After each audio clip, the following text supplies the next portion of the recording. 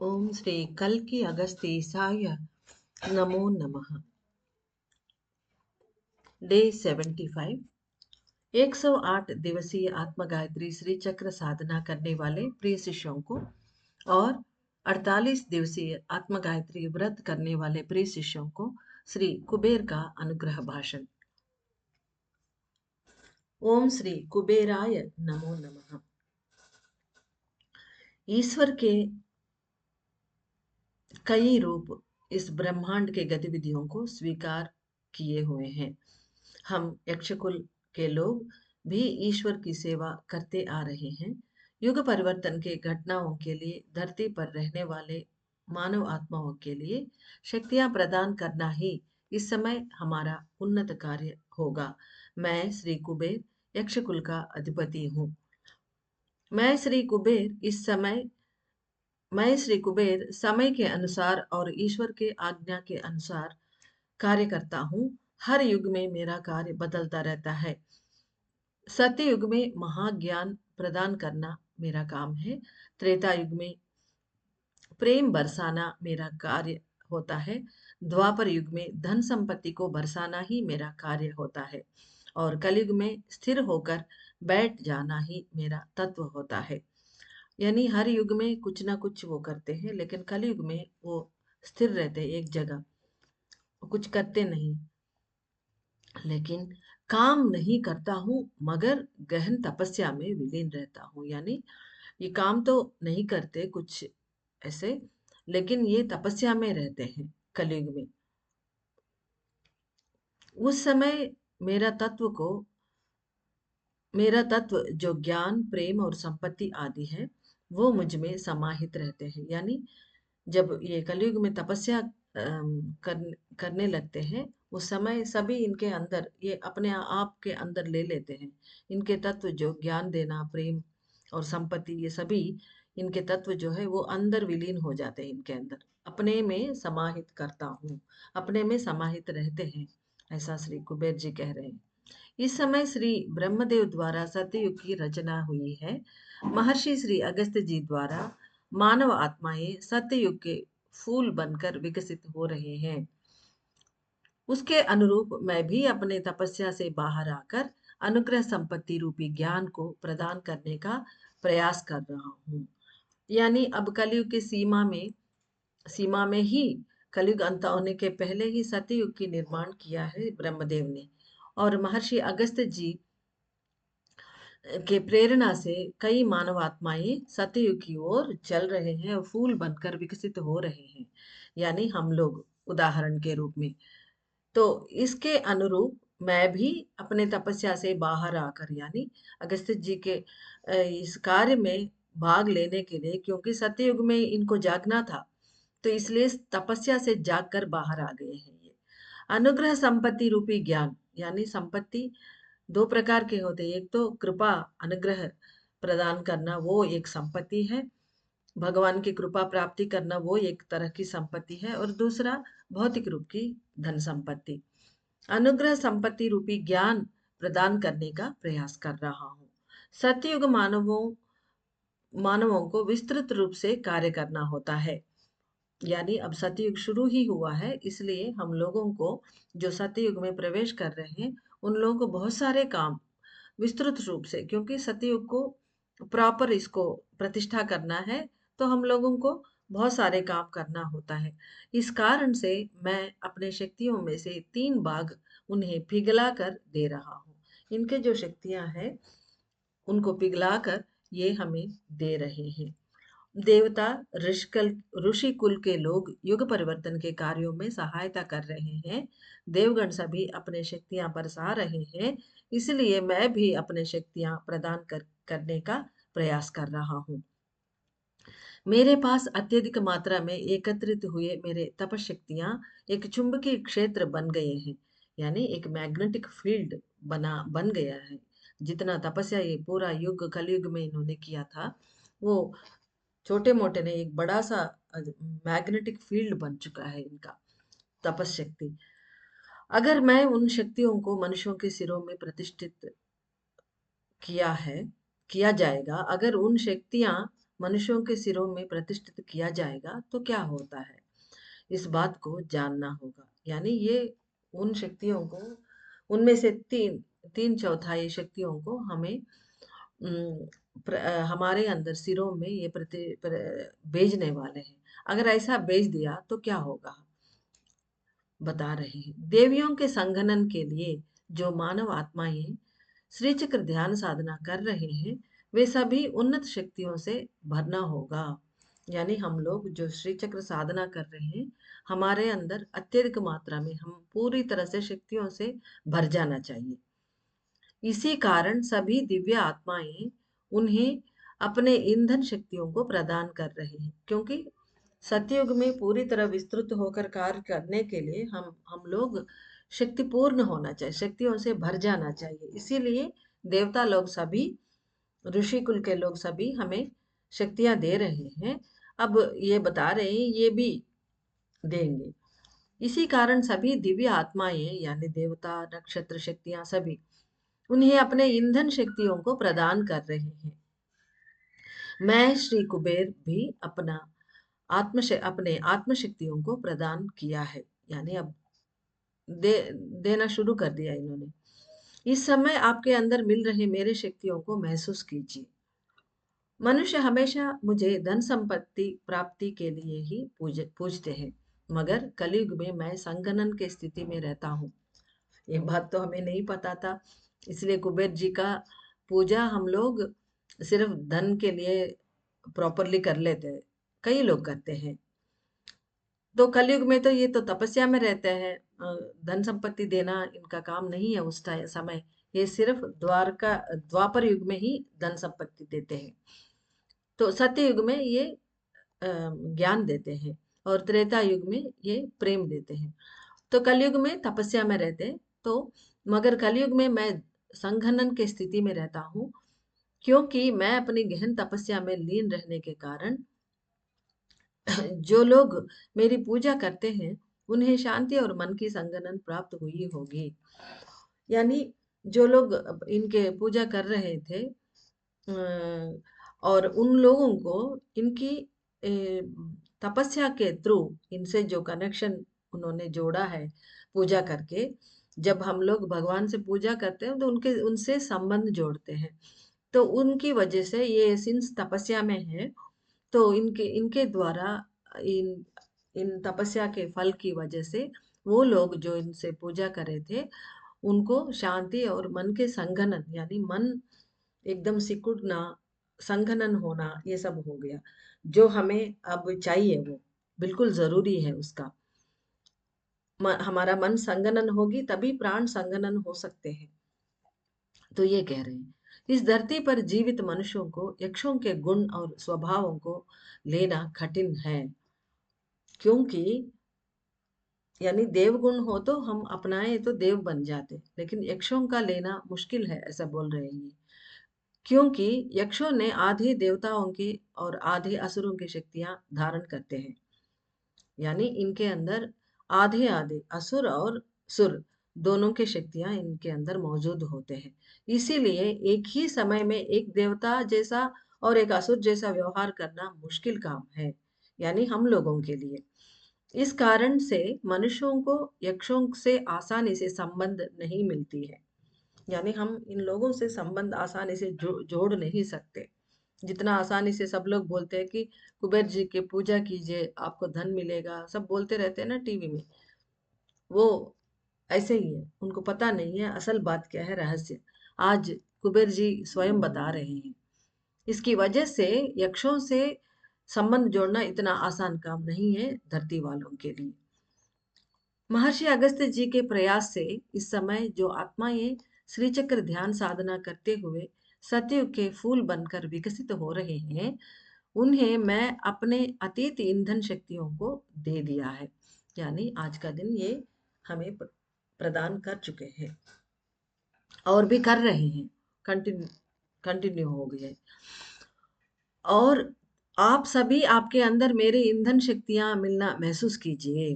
तपस्थिति से बाहर आने के कारण मैं सम्मान पूर्ण और गरिमा के साथ व्यवहार करूंगा। यानी जब आदमी कोई भी तपस्या करते थे उनके अंदर एक ऊंचे ऊंचे व्यक्तित्व का आभास होता है। इसलिए बोल रहे कि मैं बाहर तपस्या से आने के कारण मैं सम्मानपूर्ण और गरिमा के साथ व्यवहार करूंगा। मेरे आत्मा के चुंबकीय शक्तियां आपके सिर में मिल रही हैं। यानी इनका तो एक पूरा मैग्नेटिक फील्ड बन चुका है। वो चुंबकीय शक्तियां हमारे अंदर थोड़ा थोड़ा करके अंदर इंजेक्ट हो रहा है, मिल रही हैं।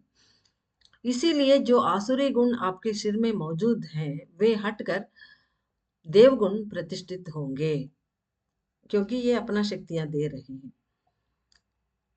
हे प्रिय मानव, इस समय कलयुग का सीमा काल है और इस वजह से आप में असुर गुण ही अधिक मात्रा में उपस्थित है।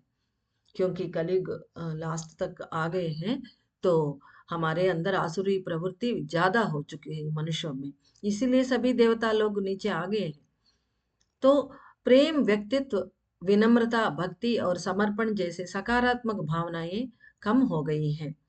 मैं का अहंकार स्वभाव, खामियां और दोष देखने की गुण, अपने आप को अच्छे और सच्चे मानने की भ्रांति इत्यादि लक्षण अधिक मात्रा में हैं। यानी कलयुग के सीमा पर पहुंचने पर हम लोगों में, मनुष्यों में मैं करके वो अहंकार और दूसरों में दोष और खामियां निकालना, ये सब वो लक्षण, और मैं तो बहुत अच्छा हूँ, बस वही है जो गलत कर रहे हैं सामने वाले, बस ये भ्रांति। अपने आप को बिल्कुल सचमुच में अच्छा मानने लगते हैं, ये भ्रांति है। ये सच में हम अच्छे नहीं हैं। अगर अच्छे होते तो दूसरों में दोष नहीं निकालते। तो ये भ्रांति इत्यादि अवलक्षण गलत लक्षण है। ये अधिक मात्रा में है अब इस वक्त।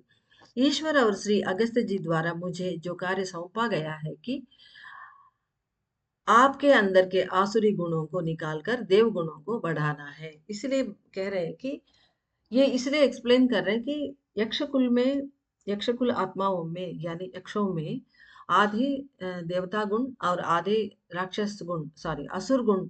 असुर अलग है, राक्षस अलग है। असुर हाई क्लास के होते हैं, वो भी तपस्या करते हैं, ये सब करते हैं। तो असुर लक्षण आधा आधा लेके इनका सृजन हुआ था। तो इसलिए ये सोच रहे हैं कि हम ये भी सोच सकते हैं कि इनका शक्ति अगर हमें मिले, तो ऑलरेडी हमारे अंदर राक्षस गुण है, असुर गुण है, अगर इनका मिले तो वो भी बढ़ना जाए। इसलिए ये क्लैरिटी दे रहे हैं कि जो व्यक्ति जब तपस्या करता है उनके अंदर गरिमा, एक सम्मान पूर्वक एक आभा, ये सभी होते हैं, वो मेरे में है।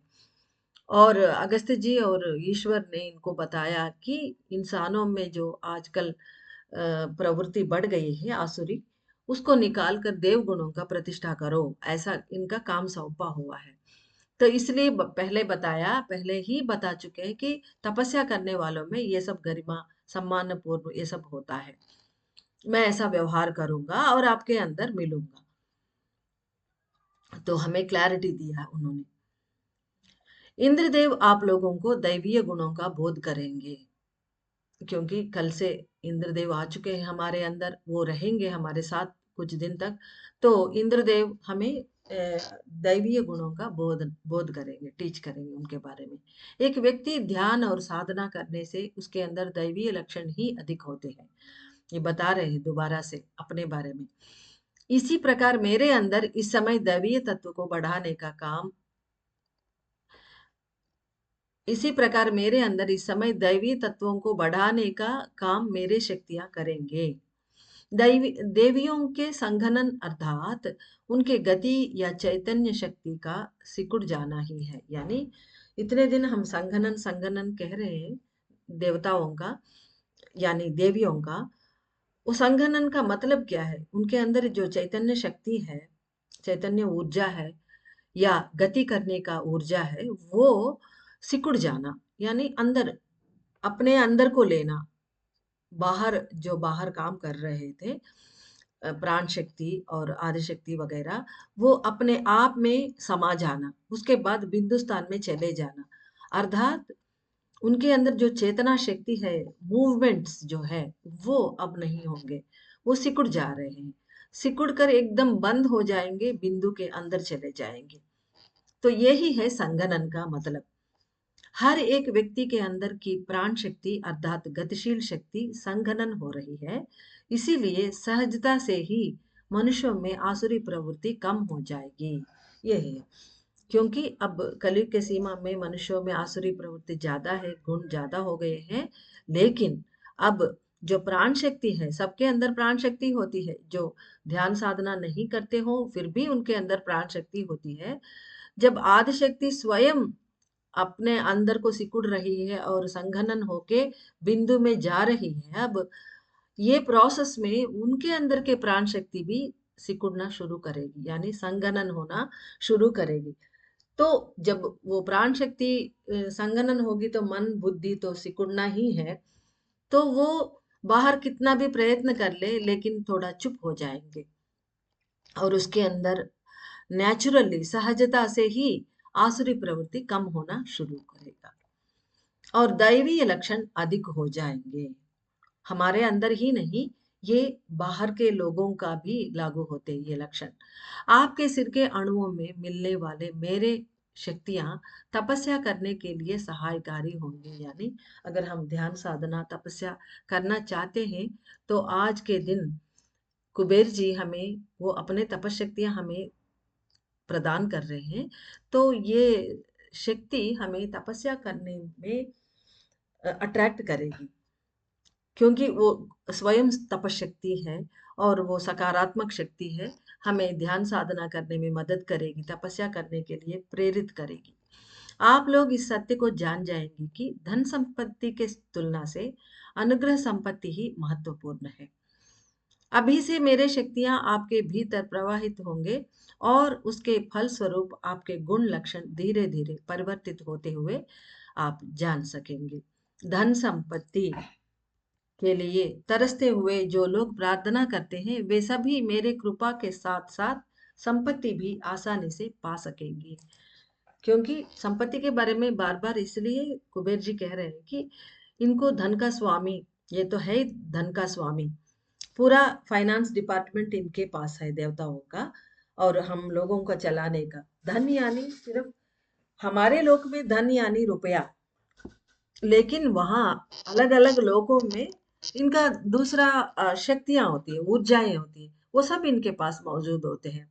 इसलिए बताएं कि त्रेता युग में क्या देते हैं, द्वापर में क्या देते हैं, इस तरह।